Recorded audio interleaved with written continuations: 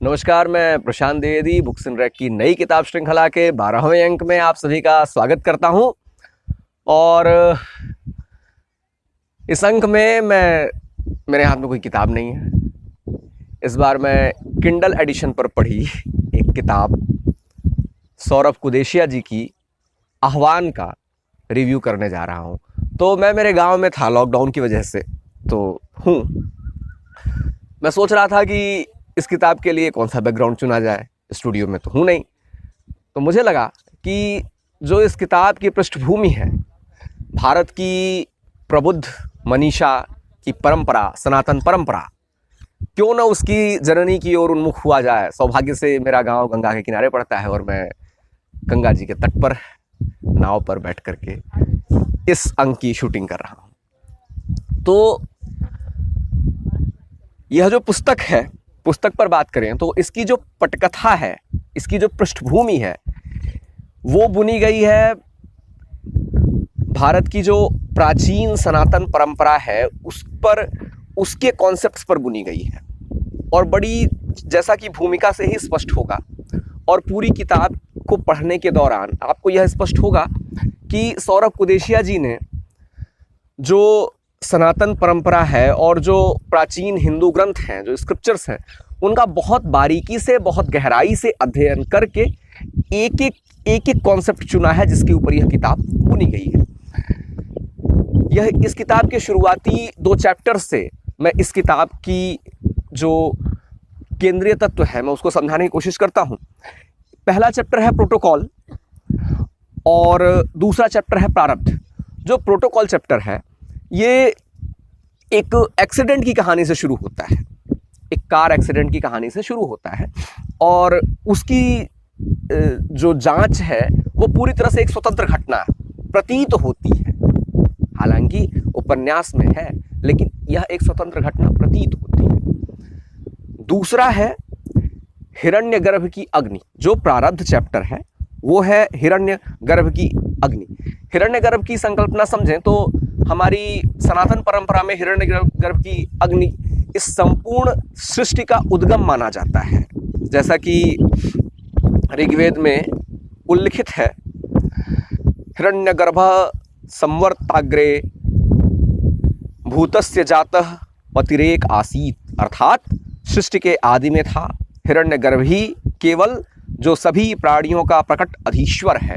और इस अग्नि की रक्षा करते कुछ मुमुक्षुओं की प्रतिज्ञा से शुरू होती है और समानांतर एक घटना चल रही होती है। वो जो एक्सीडेंट होता है उसकी जांच कर रहे इंस्पेक्टर जयंत।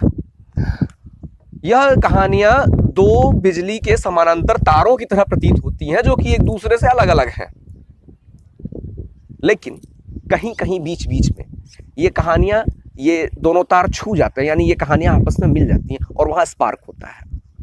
वो आश्चर्यचकित करता है। यह एक सस्पेंस थ्रिलर की किताब अपना सस्पेंस बहुत बारीकी से और बहुत स्ट्रांग तरीके से मेंटेन रखती है। यह बिल्कुल ठीक उसी तरह से इन 2 तारों के साथ एक लेखक की तीसरी दृष्टि, जो तीसरी आंख की दृष्टि होती है, वो भी लगातार किताब में परिलक्षित होती रहती है। यह बिल्कुल ठीक उसी तरह से है जैसे कि 2 तार जा रहे हैं, इन दोनों में बिजली अलग अलग नोड की है, एक पॉजिटिव कह सकते हैं, एक नेगेटिव।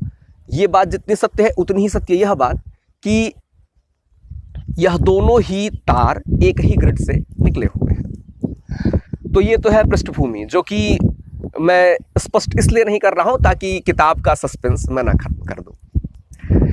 दूसरी बात, आते हैं यह इतनी रुचिकर क्यों है। किताब रुचिकर है। यह रुचिकर इसलिए है क्योंकि यह किसी सामान्य प्लॉट या सामान्य बात की चर्चा पर नहीं है, सामान्य बुनावट पर नहीं है, किसी छोटी मोटी लक्ष्य के लिए इसमें जो कश्मकश है वो नहीं दिखाई गई है। एक बड़े लक्ष्य के लिए कश्मकश दिखाई गई है, जिसमें कि हमारा आदि उद्गम जुड़ा हुआ है। इस सृष्टि का आदि उद्गम जिस चीज से जुड़ा होता है उसके लिए सकारात्मक और नकारात्मक शक्तियों की लड़ाई की यह कहानी, जिसको कि मानवीय प्लॉट पर उतारा गया है, इसलिए यह अधिक रुचिकर लगती है। अब आते हैं भाषा और संवाद शैली पर।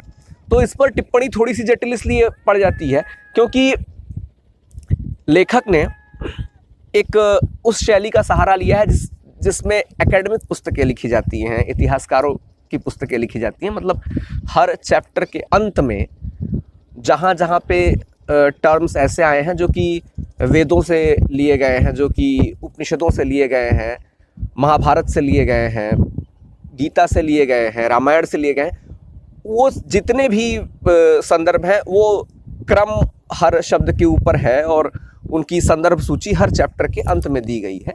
तो यह शैली अमूमन उपन्यास में नहीं मिलती है। हालांकि एक पाठक के तौर पर मुझे पुस्तक पढ़ने में कोई असुविधा नहीं हुई, इसलिए मैं इस पर कोई मेरे लिए कोई नकारात्मक विषय नहीं है। लेकिन अलग अलग पाठक उपन्यास के जिनके मन में अपने आग्रह हैं वो इसे किस तरह से देखते हैं, यह एक महत्वपूर्ण बात होगी।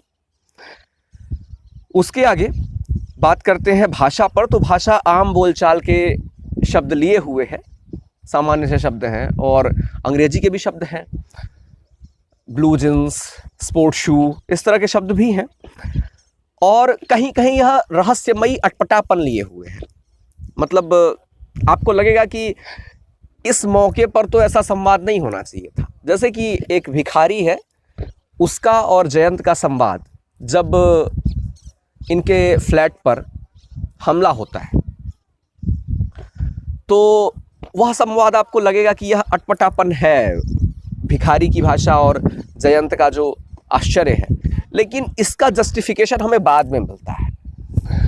और चूंकि जैसा मैंने कहा कि यह सनातन परंपरा की प्लॉट पर बुनी गई किताब है, तो कहीं कहीं शुद्ध तत्सम संवाद मिलते हैं जो कि आकर्षक लगते हैं। जैसे आप ये दो संवाद देखें, जैसे वो जीवन और मृत्यु की ज्ञात परिभाषाओं से कहीं दूर निकल आया हो, कहीं बहुत आगे।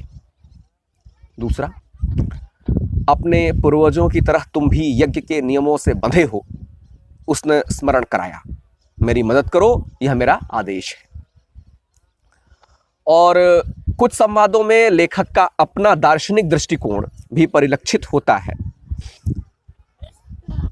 जैसे पीढ़ियों के मामूली अंतर से विज्ञान की लय टूट जाती है, प्रगति के साथ पुराना विज्ञान कौतुक और मजाक का विषय बन जाता है। और कहानी के प्रवाह और सस्पेंस को बनाए रखने के लिए भाषाई प्रयोग जो है वो बहुत रोचक है। जैसे ये संवाद देखें, फिलहाल इतना काफ़ी है कि हम आगे बढ़ रहे हैं, सही या गलत दिशा में बढ़ रहे हैं यह आने वाला समय बताएगा। दूसरा संवाद, डॉक्टर वर्मा की बातें तेजी से किसी फिसलन भरे खतरनाक मोड़ की तरफ मुड़ रही थी।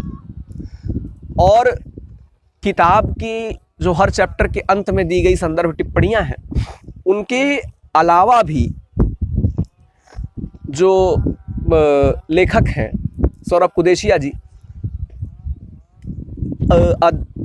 आधे के उपरांत जो उत्तरार्ध के चैप्टर्स हैं उसमें थोड़ा सा ज़्यादा इंफॉर्मेटिव हो गए हैं। मतलब संदर्भ सूची के अलावा भी जो संवाद में उन्होंने काफ़ी सारी इंफॉर्मेशंस दी हैं जो हमारी सनातन परंपरा के स्क्रिप्चर से ली गई हैं।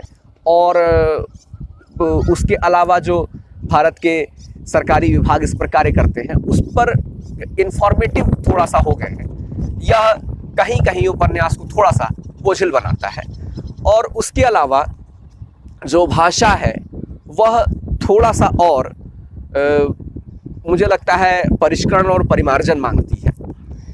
इन दो इसको नेगेटिव पॉइंट्स कह सकते हैं, लेकिन यह केवल मेरी अपनी दृष्टि हो सकती है, मेरे अपने अध्ययन की कमी हो सकती है। केवल मेरे कहने से इस पर राय बनाना ठीक नहीं है, लेकिन मेरी राय अगर मैं रख रहा हूं तो यह मेरी राय है कि ये दो बिंदु सुधारे जाने चाहिए थे। इन दो बातों के अलावा एक बात के लिए सौरभ कुदेशिया जी को की भूरी भूरी प्रशंसा की जानी चाहिए कि एक ऐसा प्लॉट जो कि बहुत उपेक्षित तो नहीं कह सकते, इस पर पुस्तकें लिखी जा रही हैं, ज़रूर लिखी जा रही हैं, लेकिन वह केवल एक विशेष वर्ग के लिए लिखी जा रही थी, एक प्रबुद्ध वर्ग के लिए लिखी जा रही थी। लेकिन एक ऐसे प्लॉट पर एक ऐसी कहानी लिखना जो हर आम पाठक की पहुंच में हो, उसकी समझ में हो, यह इसके लिए इनकी बहुत तारीफ़ की जानी चाहिए और कम से कम पुस्तक इसलिए पढ़ी जानी चाहिए। आप इसे उपन्यास के तौर पर तो नहीं, लेकिन हमारी जो परंपरा है, उसकी जो वैज्ञानिकता है, उसकी लय टूट कैसे गई और उसमें और कौन कौन सी बातें हैं जिन पर शोध किया जाना चाहिए, यह कुदेशिया जी का शोध ग्रंथ समझ करके ज़रूर पढ़ी जानी चाहिए। और ख़ासकर उन लोगों को ज़रूर पढ़नी चाहिए जो कि इन विषयों पर लिखना तो चाहते हैं, लेकिन इन विषयों पर लिखने के लिए जो रिसर्च की दिशा है और प्रेजेंटेशन का तरीका है, इन दो चीज़ों में उलझे हैं, उन्हें यह पुस्तक बहुत लाभप्रद सिद्ध होगी। और मेरी पुस्तक के प्रति जितनी भी टिप्पणियां हैं वह मेरी निजी टिप्पणियां हैं और इसको लेकर के कोई अंतिम राय नहीं बनानी चाहिए। ओवरऑल किताब जो है वह अपने सस्पेंस को अंत तक कायम रखती है और बीच बीच में जो थ्रिलर्स हैं, वो जो चिल कर देने वाले हैं, बिल्कुल रक्त को ठंडा कर देने वाली घटनाएं हैं, उनकी भी भरपूर मात्रा है। और यदि आप ऐसी कोई किताब खोज रहे हैं जो कि आपकी परंपरा की जो परतें बिल्कुल परतों में ढक गई है, परंपरा की जो गूढ़ बातें, उनको उघाड़ने वाली कोई पुस्तक खोज रहे हों और रोचक तरीके से खोज रहे हों, तो आप इसे कंसीडर कर सकते हैं। धन्यवाद।